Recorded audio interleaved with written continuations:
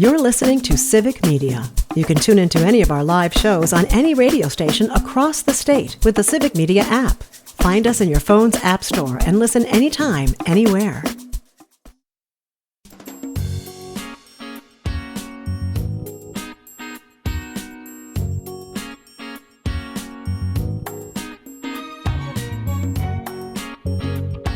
Live across Wisconsin on Civic Media, you're listening to Mornings with Pat Kreitlow, powered by Up North News. Now, from our Lake Wissota studio, here is the founding editor of Up North News, Pat Kreitlow. It is 8:06 on this Monday morning, August 4th. It is nice to have you back here up north, live from Lake Wissota and all across the state. Parker Olson is normally producing this shindig. Instead, Parker's taking an extended weekend. We know because he's heckling us in the comment sections on YouTube. But Dom is sitting in his place over in Studio A1. Although, what is the correct term there? The studio's A1, but the control rooms have like some other designation, right? I'm too new. I don't even know. I don't even know. I wish I. Okay. Yeah. That's okay. You weren't told there would be a pop quiz here, so we'll let you go with that. But Dom's here, pinch hitting. Meteorologist Brittany Merlot is here, and of course John and Gordy from their Civic Media morning show, 6 to 8 in the Madison area, or catch it on the Civic Media app. So, Brittany, let's just get going with you because this is, am I right that this is going to be one of the not cooler, but it's going to get warmer from here. Pretty much. We got to warm up throughout the course of the week. But yes, we are. So higher temperatures, less smoke, right? Yes, that's the plan. Let's hope it sticks to that. It's going to get sticky, right? Okay. As sticky as a Pat Murphy pocket pancake? I mean, because that's what I'm hearing from Alicia is she's envisioning that sticky pockets, that poor equipment manager who's got to deal with Murphy's pocket pancakes. I don't know that he puts syrup on it, though. I wouldn't do that. I'm getting no support for the pocket pancake. Not in your pocket, anyway. Please Brittany, continue with the sticky weather. Okay. You were saying. Okay. So a little bit like syrup, that's what we're going to be feeling like later on this week and into the weekend. Sticky. But until then, still battling some of that wildfire smoke and haze still lingering, and air quality alert obviously still in effect until noon today. It might get extended one more day for parts of the state because the high pressure system is still here. It's only moved over a little bit towards Michigan, but it has taken some of that wildfire smoke and moved it off more towards the eastern parts of the Great Lakes. But it is still unhealthy in towards Milwaukee, the Fox Valley, even into Madison right now. A little bit of relief far northwest where it's not too bad, more at a moderate level. So as we go through the afternoon, high pressure still here, clear skies. Besides the haze and the smoke filled out there, on occasion you could see it burn off a little bit. Highs will hit the upper 70s to scraping the low 80s today, so very comfortable. Humidity staying tame. It starts to increase by Wednesday. We'll start to feel pretty muggy on Wednesday, becoming humid on Thursday, and those temperatures hitting near 90 degrees as we go into the weekend. So yes, that is returning, but still staying comfortable up until today, tomorrow, and we'll really start to feel that midweek. But patchy dense fog still possible in places this morning, again overnight tonight and tomorrow morning. A lot of sunshine south today and a few more clouds hanging around up north today. Does the increase in temperatures bring back like any shot at like thunderstorms, things like that? Oh, yeah. I wasn't trying to depress everybody, though. Oh, no. It's okay. We are noticing we've loved this nice spell of weather, but you're starting to see that in the lawns and things going, all right, a little rain wouldn't be the worst thing, you know. Yeah, it looks like by Wednesday night, we should get some of that Thursday, Friday, into the weekend, too. All right, Brittany, thank you very much. Appreciate it. Great. Yes, you're welcome. All right. Hey, remember, if you miss an episode of the show, you can always catch it as a podcast. Head over to Spotify or Apple, wherever you get your podcasts. You can also listen through the Civic Media website, civicmedia.us. But we'd love to have you as a follower for this show and all of the fine Civic Media shows that certainly include John and Gordy down there at WMDX in Madison. Guys, how are you this morning? We're good. Doing all right. Yeah. How are you, Pat? Pretty good here. Uh-huh. It was a very busy weekend, but it was just all around the house. So partly productive, partly relaxing. Folks who missed it earlier, I've already confessed to not forgetting to take my AirPods out of my pocket until I heard all this banging from the dryer as I was trying to fall asleep last night. I finally get up and what is that noise? And you it's like, is it from jeans, sometimes the buttons, the Yeah, buckles and yeah. things like that. Right. And I go and I see the AirPod case, and then I see the left AirPod, and I see the right AirPod. I know they've gone through the washer. Yep. I'm like, this can't be good. But I just tried them during the news, and holy cow, AirPods. They can go through a washing machine. That's and amazing. still work just fine. So does the case charge those? The case charges them. Okay. Yeah, And it's that got a still nice works too, right? Green light on it still holds Wow. a charge. Can't believe Yes. it. Apple I know. doesn't stand up well to anything, but okay, I know. I'll go with So, that. I will I'm not a take big that. fan of apples, so I joined the cult a long time ago, Did ya? and now I'm kind of trapped in it. I mean, Yeah. I've seen yes. I've seen like people's Galaxy phones and, Yes. and others, and I've been jealous. But I'm like, if I change the one, I got to change them all. See, That's how they get you. I have that Galaxy right here. If you're watching, look at that. I have the Okay. Fold. Yes, I do. So Those fold screens, they really work. they really do work. There is one problem with them, though. The screen protector doesn't last as long as the actual screen that comes with the phone. That's the sad part. So eventually, in about a year, I'll peel that thing off, and I won't have the protector on anymore. You can take it someplace and have another one put on, but that costs a little bit of money. Can't do it. All these things cost a little Yeah. little bit of That's- money now. That's true. Yeah. What'd you guys do over the weekend? Well, let's see. I was watering plants because you brought it up with Brittany. It is starting to get dry again. If you get a new tree, they need constant watering to establish those roots. So that's what I was doing. Man, the neighbors were asking me questions. They just love my work out in the yard. I just appreciate that work ethic. Yeah. The other thing that started up this weekend, I haven't gone to any of these shows yet, but it's Madison Comedy Week here. So Yeah. there are something like 80 to 90 to maybe 100 comedians roaming around Madison, going to 9 different venues and performing for the folks. And our producer, Dom, went to a big comedy show. Nate Bargatze was at the Alliance Center. Yeah. In fact, he did 2 shows there. You went there. I right? went to the first one, and he's a big name. Honestly, I didn't even know about him. I went with my parents, and yeah, he was awesome. He was awesome. He talked about comedy on state, and I was like, hey, we're right above there. That's where our I felt like studio is, I should have got up and should have stood pronounced up. my name and everything. So Should have done that. Nate Bargatze's like selling out arenas. I mean, Yes. Well, if he- everybody's familiar with him, I mean, he's done a Saturday Night Live bit a couple of times now, playing George Washington, creating words Crossing the for Potomac, Americans. yeah. Yeah. talking about how we'll have a system of measuring things. Yes. And it'll be called miles. Yeah. All the weird quirks that we have here. That is great stuff.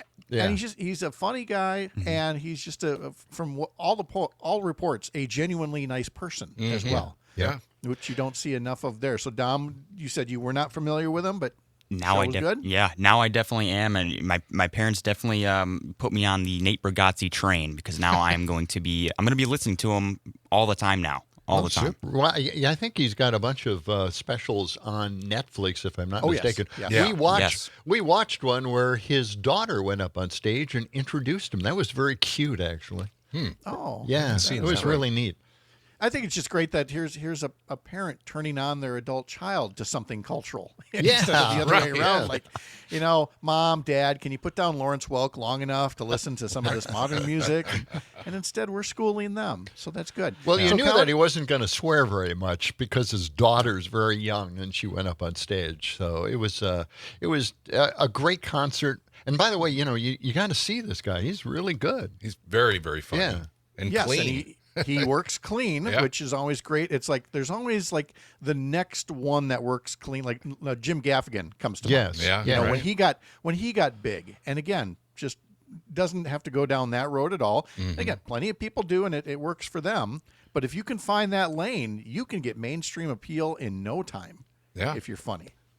Well- so this Madison Comedy Fest, is it for any kind of a benefit, or is it just a case of all the comedy clubs get together and this is a great little?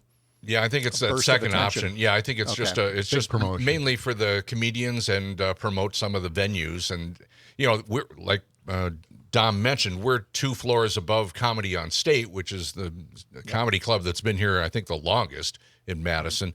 But there are several other venues around, and I think they do this every year, and there's some sort of competitive thing going on with it as well. I don't know how that all works, but Now, you've been doing Madison local radio here for what, 75 years now. Yes. So have you over that time? I mean, combined, have you had comedians on the show? And because I haven't, and it strikes me as one of those things where they feel like they have to do it, but that's not their body clock, and so they're not necessarily at their best. Or conversely, they're great. Have you had comedians on your shows in the past?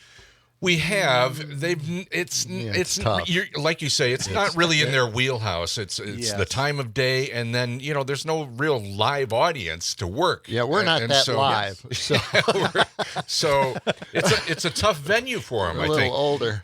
Now we have had them on, and we've played some of their clips. If they've got a CD or something like that, we'll do some of that. But usually it's not the greatest thing for them. We've had Mike Mercury on a few times way back in the past, very local. And this morning, first thing, we invited any roving comedian to stop in on the show and do their thing. Yeah. But we haven't gotten anybody knocking at the door. So they're not awake at 6 a.m. You said there's like 80,000 of them walking around the city here. Yeah. Look, if anybody that does specialize in early morning comedy, I mean, they've got a gig at a radio station. You may as well get paid for it. Right, that's right. And do it that way. Whereas comics wandering off the street, that's very brave of you. I don't know that I could do that. And say, sure, anybody that wants to just stumble in, we'll give you a microphone. That usually describes like a hostage situation or something like that. But a lot of times it seems like that. Well, the other good thing about today is that it's National Chocolate Chip Cookie Day. What do you got there? Yeah, our receptionist, Megan, brought these cookies in at the last minute, right before the show ended. So, we've got something to look forward to here for the rest of the day. What I thought you were going to... When I first saw those, I thought, are those from Insomnia Cookie just down State Street from you guys? Have you ever been to Insomnia Cookies? From the Metro Market. So, no. Oh no, those are good too. Don't get me wrong, but Insomnia Cookies, it's a national franchise, and it's you'll find it in college towns. They specialize in they're like the Domino's Pizza of chocolate chip cookies. They will deliver freshly baked cookies. I did not know that. Or you can go delicious. to their store and get them, and I mean freshly baked cookies. Yes. I mean. Man. Is it possible to have a bad one? I just don't know. I don't think so. Every time I'm down there, I have to wander down and get that. And of course, you think you're just going to get a chocolate chip cookie because it's National Chocolate Chip Cookie Day. But no, there's you got to get. I end up with one of everything. I know. And then I get home, and Sherry's like, "What'd you bring?" I'm like, "Well, honey, it was a 200-mile drive. It's 3 hours." And just say they were day-old cookies, and you got a good deal. Yeah, you wouldn't have liked them. Yeah, you wouldn't understand. We're talking with John and Gordy from our Madison station, WMDX. Catch them weekdays 6 to 8, either in the Madison area or on the Civic Media app. A local update is next for some of you, and others will continue to talk about our weekends and week plans and what John and Gordy have planned for their shows as well. But first, a quick note for you about the weekend with the Milwaukee Brewers, in case you missed it. I mean, it just wasn't even fair what these guys did to the Washington Nationals over the weekend. 16-9 on Friday, 8-2 on Saturday, 14-3 yesterday. So they still have far and away the best record in baseball, and now they're on their way to Atlanta. Playing Atlanta starting at 5:40, the pregame. Tonight, tomorrow, and Wednesday evening on several stations across the Civic Media radio network. I'm Pat Kreitlow. You're up north.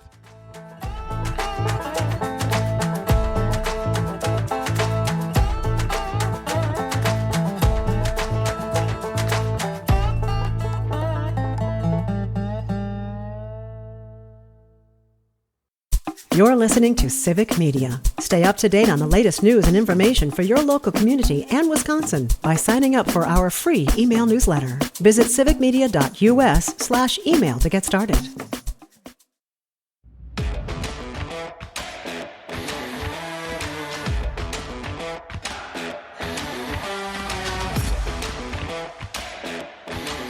Up North News is a separate entity from Civic Media, but gosh, how we love this partnership. Weekday mornings from 6 to 9 a.m. And Up North News is part of Courier Newsroom. outlets in several states, newsletters, podcasts, video products, and of course our own daily newsletter. Sign up for it at upnorthnewswi.com. Click subscribe in the top banner. There's also a Sunday morning Wisconsin politics newsletter that I put together. And the question of the week this week in our Sunday newsletter is whether blue states should retaliate when red states like Texas continue to gerrymander their maps. Texas lawmakers met last week in a special session, not to take care of flood relief victims. Oh, no, that'll come later. First, it was Donald Trump told them to gerrymander the map and add 5 more Republican congressional districts. So they did, or at least they're in the process of it. Some of the Democratic legislators are going to leave the state for a while to call attention to this. But California and other places are saying, well, 2 can play at that game and they'll add 5 Democratic seats. My question of the week is that what they should do? Should blue states, engage in gerrymandering to offset that? Or, 2 wrongs don't make a right and don't sink to that level?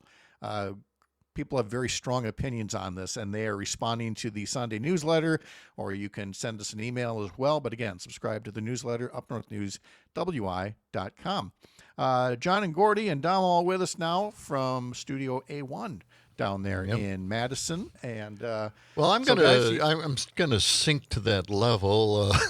Okay, sink away and promote gerrymandering in the Democratic states. I mean, we tried to take that high road. A lot of people, passed these separate commissions in order to do the redistricting, and that was all fine and good. And we look good, but now we're getting killed after doing something like that. And with this kind of plan, we never thought this would ever happen. A president would direct a state to redistrict in the middle of the 10-year process, and then take the advantage in Congress and do this to a number of states and maybe even take out 15 Democrats. That would lock in a minority, basically, in Congress, and they would have control of the country while Trump is in control. That's a very scary prospect, really scary. It makes sense. Again, on its face, it is, as I like to say, corrupt cartography. Yes. I finally get to use a word that I haven't used in 30 years.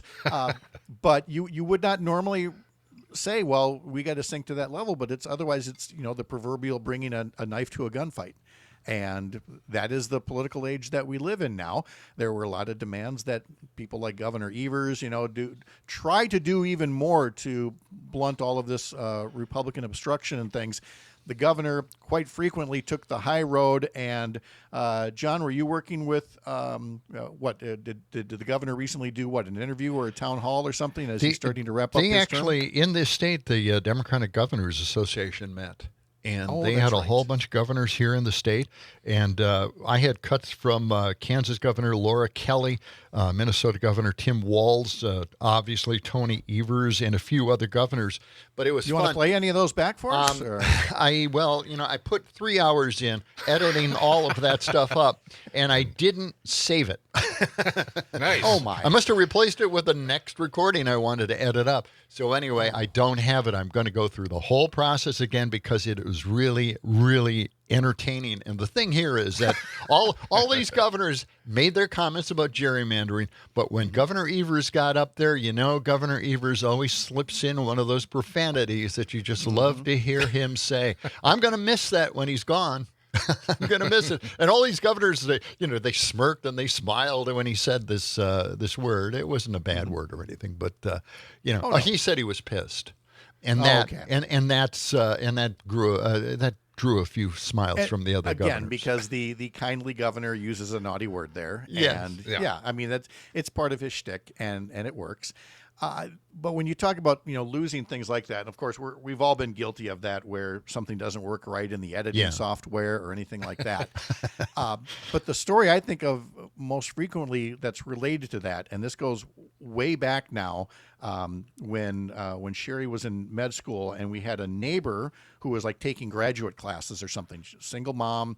She's trying to take this class, and I get this knock on our apartment door at like 6 a.m. or something. And our neighbor, she's just tearful. And she's like, you know anything about computers? Yeah. Remember, computers still really new there in the mid 90s, early to mid 90s. and she had one of these early word processors. And I remember her showing it beforehand. She was so proud to have this word processor, and she was doing the whole thing. And she did an all-nighter working on this paper that was due. And she went to have it printed, and somehow it just deleted. The whole thing was gone. No. And you just, you felt, because we've all had something like that, but never with stakes like that, where you've pulled an all-nighter and lose the whole thing. I have a similar story to that exactly. I had a little processor, and I did this entire article about the Women's Professional Baseball League. I interviewed a woman, and I had all of this stuff put together. I finished the article. It was fantastic. I went to print it, and bam, it all deleted out. I didn't have it again. And my wife is a writer. She said, you got to just retype it now. Just go at it again. I did. And I submitted it to the Capital Times here, the newspaper in Madison at the time. They were printing papers. And they made it their headline front page story. And they didn't make any edits. So, wow. Yeah, redoing it over immediately helps. The second version must have been better than the second first. version was probably darn good. Actually, there is something to be said for that. Yes, you were able to make the revisions in real time. Yeah. And get it all done and not overthink it. Like, just get it done. Just bang this thing out. So, well, good on you guys. John and Gordy, you can catch their show in Madison, either on the radio or through the Civic Media app. Look them up on the Civic Media website. And like everything else, you can catch back episodes as well. Guys, thank you so much. Hope you have a great start to the week. Thank you, Pat. Always a pleasure, Pat. Thank you. All right. Good to see you. When we come back, we're going to talk to Shawn Phetteplace from Main Street Alliance about small businesses and how they're getting impacted so far in these early months of the Trump presidency. I'm Pat Kreitlow. This is the Civic Media Radio Network.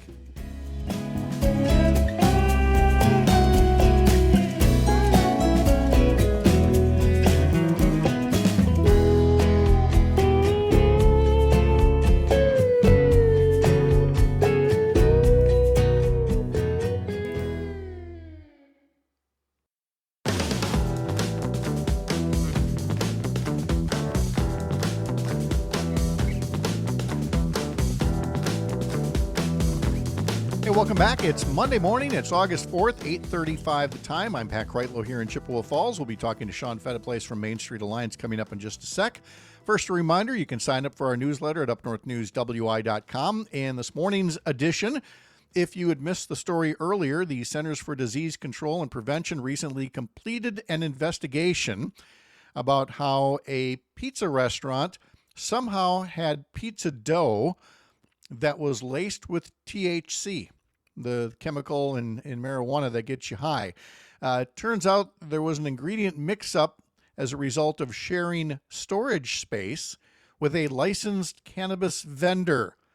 And the oil containing THC somehow got into the pizza place's dough and made several people feel not so good. Not the good kind of high, apparently. But you can read more about that in our newsletter.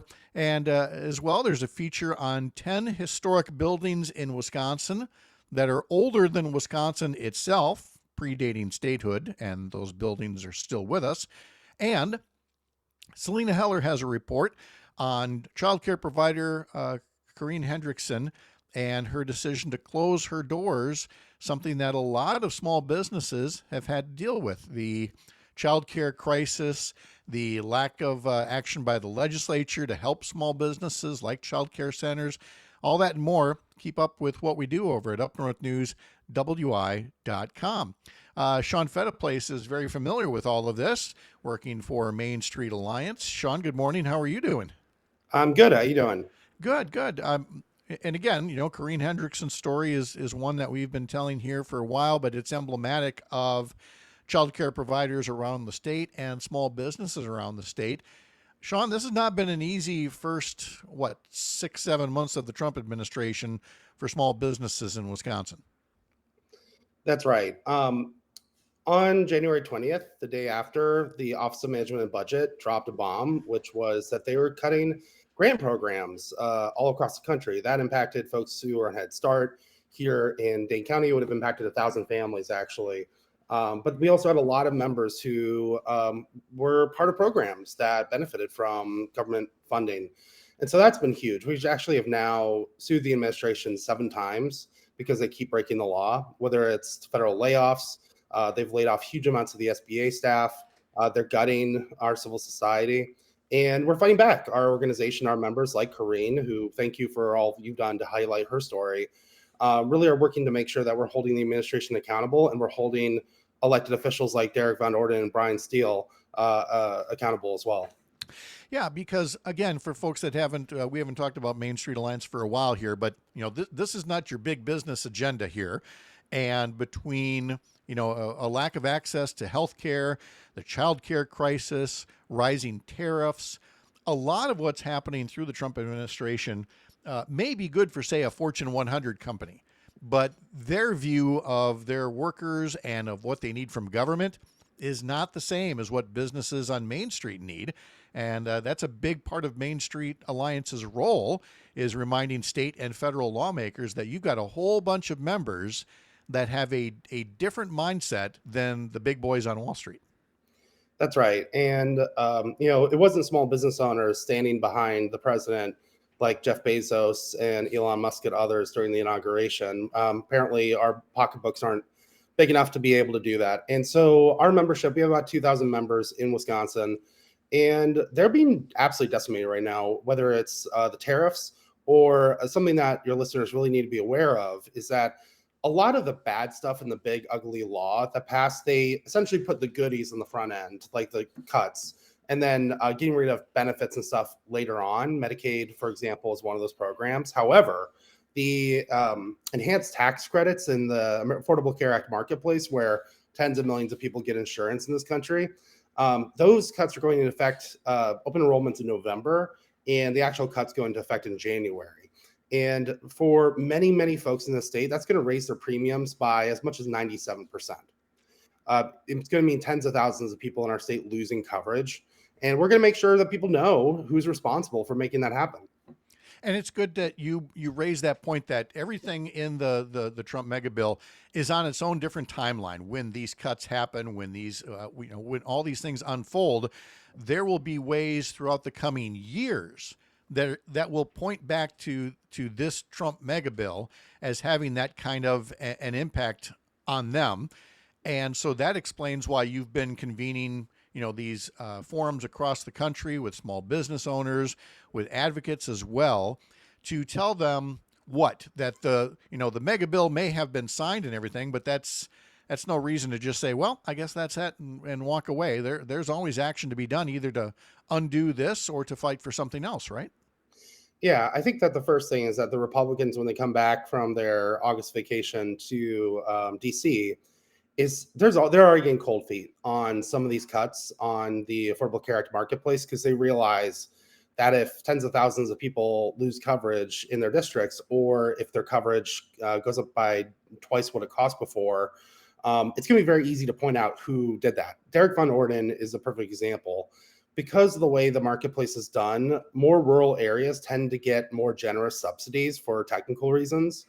And so you could see folks see the premiums go up per year in this district by between $2,000 and $4,000 a year. And that is real money. That is money that folks will not be able to afford. And so looking ahead, I mean, that's going to be something that we're really going to pound the pavement on. We've been organizing folks, not just in Wisconsin, but I recently went to Iowa, went to Minnesota. We have folks convening in Virginia, North Carolina, and Michigan through our 1,000 Main Streets program to bring people together to learn about this stuff. And we actually do have a call tomorrow. If you go to mainstreetalliance.org and go to events, we have a briefing on the impact of the big ugly bill and what you can do to fight back.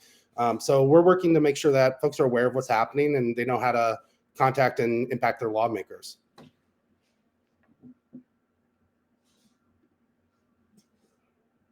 I can't hear you. You're mute. Oh, that would help if I hit that mute button there. Once again, I was looking at the website, mainstreetalliance.org, which kept me from looking at my mute button over here, and noticing the approach to small business. Again, I think of like Governor Evers when he was doing his Main Street bounce back grants, that this was going directly to small businesses on the main streets across the country. And while those voices are small, there are so many more small businesses than there are the big ones. And it really is just a matter of helping all of these entrepreneurs understand that putting their voices together, they can fight for these things that should be higher priorities in Madison and in Washington. So you've talked about at the federal level holding Brian Style and Derek Van Orden, to account for them. Does that include, I mean, will there be like public events, or is it more just outreach and asking people to, write to their member of Congress and let them know their dissatisfaction with what's happening? Yeah, so I would say I'm not me, right? Okay. What I would say is for the two of them, to Brian's credit, he did hold a town hall. He got an earful the other day, but at least he held one. Derek is what might as well be the witness protection program. He doesn't show up for anything.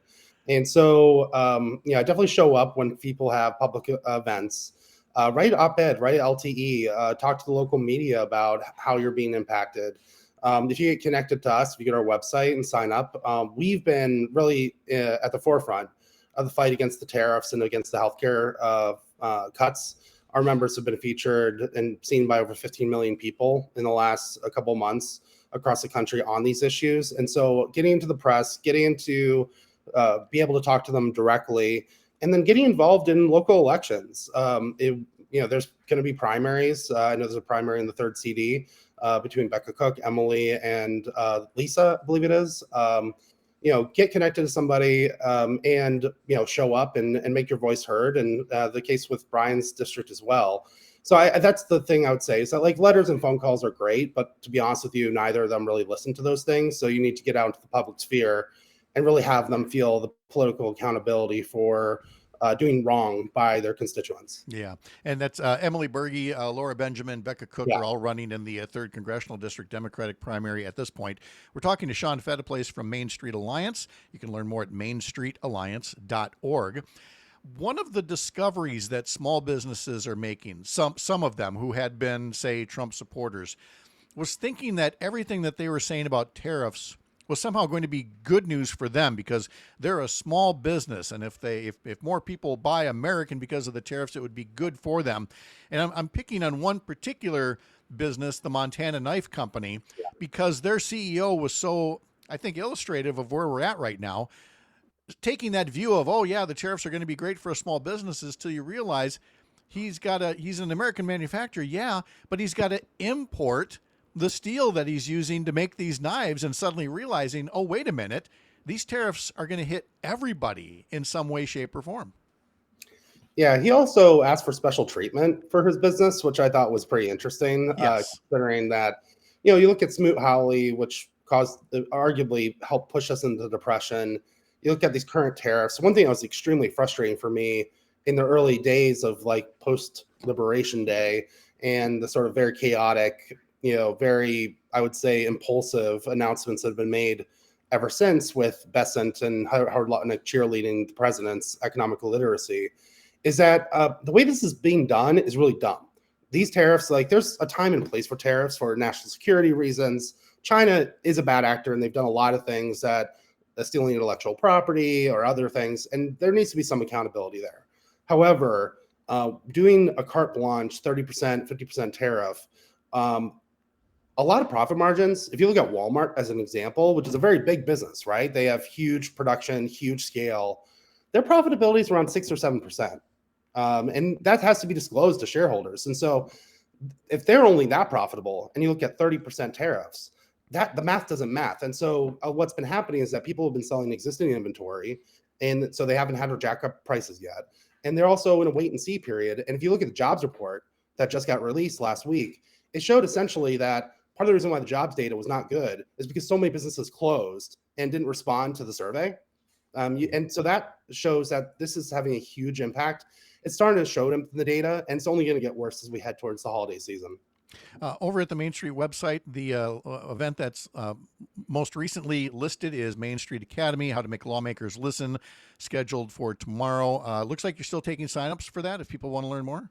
That's right. Anybody, whether you're a small business owner or an ally, all are welcome to join us on that call. All right. Anything I forgot to ask about, Shawn? I haven't talked to you for a while. I want to make sure I'm caught up on everything Main Street Alliance is doing here. Yeah, I would just say that looking ahead as an organization, we always will be focused on policy and the things that impact our members. We are getting a lot more involved in the electoral process. We were involved in 5 state legislative wins last cycle. There's a real opportunity to get a trifecta in our state in 2027. I wanted to say kudos to the governor. That was not an easy decision for him, but I think ultimately it was his decision. And there's a huge slate of really great folks who are going to be running. So we're going to be working to engage those folks running for governor, running for lieutenant governor, running for state legislature over the course of the next few years to hopefully have a state government that prioritizes the needs across the government and not just in the governor's office for Main Street small business owners like the folks we serve. It would be nice to see even better priorities in the 2027 state budget. Shawn Phetteplace from Main Street Alliance. Great to catch up with you, Shawn. Thank you so much. I'm glad you were free today. All right. Thanks, Pat. Take care. All right. Yep. Have a great day. When we come back, we're going to talk to Jane Matenaer about what's coming up on Matenaer On Air, along with Greg Bach, weekday mornings from 9 to 11. That's followed by Tom Hartman. And then, of course, the Todd Alba Show from 2 to 4. And then Maggie Dawn from 4 to 6, Nightlight with Pete Schwaba in the evenings. So much reason to stick around here on the Civic Media Radio Network. I'm Pat Kreitlow. You're up north.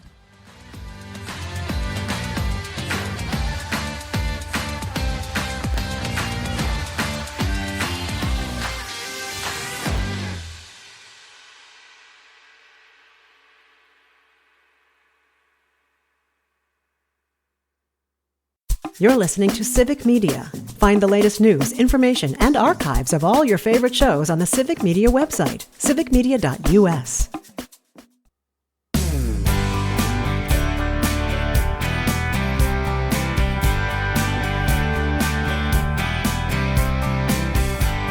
You might have heard Greg Bach earlier, first couple hours of the show while Parker was off, and now Dom has been filling in for the past hour, but Greg didn't go away. He's just prepping for Matenaer On Air, along with Jane Matenaer, coming up next year on the Civic Media Radio Network, and Jane is here now. Jane, good morning. How are you? Good morning, Pat. Good morning, Dom. I am great. Oh, it's Monday and beautiful day in Wisconsin. That's what we tell ourselves. We're doing great. It's Monday. We're fine. Exactly. Yes, it's all good. Even if it isn't entirely, because I don't know if folks are still familiar with the Winnie the Pooh story about, having so much honey and then getting stuck in the hole trying to get out of his place. And then everybody has to push or pull Pooh Bear to get unstuck. You got a baby bird with a problem like that. Okay, this is driving me crazy. So we have a light on the side of our garage door. Sure. Years ago, a robin built a nest on top of the light, which I thought was great until they hatched, and then they started dive bombing me every time I came out of the garage door. No, yeah. I started coming out of the garage with an umbrella because they were just going until the babies left. Sure. So I put a little birdhouse up there that the robins couldn't fit in, and I thought, I've foiled you. Well, now I have a bunch of sparrows that use that. Okay. This is my dilemma, Pat. All right. The birdhouse is shaped like an A. Yes. Okay. And the hole is in the front. And there's two little sides that are open. I have a baby bird who stuck his head out the side, not the front hole, and now he's stuck. Instead of using the front door, No. said, I'm going to try this thing out the side, and now is stuck like Pooh Bear with the honey pot. Yes, and now he's stuck up the side of the garage. This kept me awake until 1 o'clock last night. So now when I get home, I'm going to get a ladder and climb up there and try and pull the birdhouse out without breaking the little furry bugger's neck. And then, I don't know, I'm going to have to try and saw the top off so he can get out. I don't know what I'm going to do with this thing. I feel like we need a crossover episode here. If we could get Selena Heller back here with her cat Whiskers, we could maybe have, solve two problems at once. Whiskers could have breakfast. Aren't there agencies that do this? Yeah, isn't there someone I can call? Yeah, but I don't know if they'll do it for a baby bird who, made a poor choice after eating too many worms and couldn't figure out which door to use. But I feel like I'm responsible, and I can't leave him up there because he's either going to strangle to death or he's going to die of starvation or something. So this is what kept me awake most of last night. Was Darwin the baby bird? If he makes it, that's what I'll call him. His name will be Darwin. Yes. All right. So that sounds like that was the highlight of your weekend, huh? Pretty much. That was my... Am I the only one who worries about stuff like this? This literally kept me awake until 1 o'clock in the morning. Worrying maybe, but I mean, we've all had our little dilemmas. Mine happened with some flying squirrels, where we were taking down a tree, a mature tree, but it had aged. It had many holes that many critters were using. It had become a condo, basically. Sure. And it was getting to the point where it had to come down. So we had a local tree company come in because they do some other trimming because we have a lot of trees on the lot. And so they were going to bring down this old, practically hollow tree. And I get a knock on the door, and it's one of the workers saying, there is still a family of flying squirrels inside one of these. Uh-oh. Do you still want us to do this? And my answer was, yeah, they don't pay rent. They're being evicted. It's time. So, but they took such great care. Instead of just chopping the tree down, they rigged it up because they had a bucket or whatever, bucket truck. And so they tied a strap around up at the top and then wrapped that strap around another nearby tree so that basically once they cut it at the bottom, they could very gently with that strap set it down. So as it's coming down, keep in mind, I did not even know we had flying squirrels until these guys said it. And out pops at least one of these flying squirrels, and they open it up and you got the wingspan on there. And they're pretty small. They're only like, 5 inches, maybe something like that. And then down the bank, toward the lake he goes and, makes this, it was very impressive. I'm like, okay, we have flying squirrels. Who knew? And so we thought, well, they said, what do you want us to do with the tree when it came down? And I was like, well, we'll just send it down the bank and just our luck. It's probably still a critter condo. It's most likely. It's just horizontal instead of vertical. Now, I'm going to admit I didn't lose sleep about this, but I did get a good story out of it, knowing that we now have flying squirrels, Well, he's staring at me every time I go out to the garage. It's like... Help me! Help me! It's singling you out. Like it is. Hey, it's like you. Hey, landlord, I got a problem here. I got complaints about this place. The side door, it's stuck. Okay. Well, we'll be looking for that update from Jane later on. But meanwhile, she's got other things to do from 9 to 11 this morning. Like what? Shelley Pittman, Civic Media's news director, is going to be joining us after 9:30. There is much going on. We're going to be kicking around some things, including voting rights. We're also going to be talking about the Corporation for Public Broadcasting that has announced that it will be shutting down now that the Trump administration has pulled out the funding from PBS. In hour number 2, Pat, we'll lighten it up. We're going Beyond the Cheese with Amy Gorski from Poppy Bakery in Milwaukee. Beyond the Cheese, our segment where we like to highlight businesses outside of the dairy industry. And then we're going to wrap it up as we always do with This Shouldn't Be a Thing. Today it's Your Worst Nightmare edition. Your Worst Nightmare edition? Your Worst Nightmare edition. All right. And at 10:30 for Audio Sorbet, we might talk about saving wildlife in your backyard. We just might. Or not. Or not, as the case may be. Right. Good luck, Darwin. And we hope this goes as well as Melissa Kay's pigeon quest, rescuing a pigeon.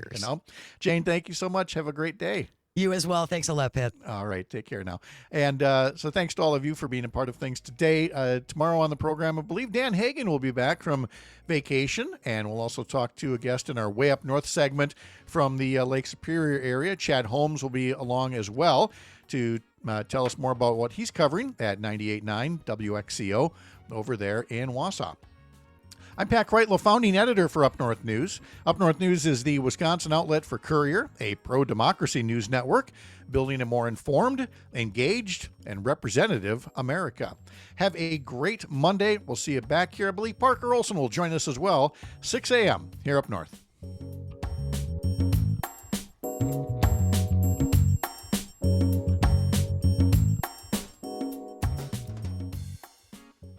The national news cycle never stops, but it can be hard to find news about your local community. Civic Media is dedicated to providing quality local and state news coverage across Wisconsin. With the Civic Media app, you can get notifications about local stories that matter to you and your community. Find the free Civic Media app in your phone's app store and choose notifications from the menu to tell us what kind of news you want to hear about.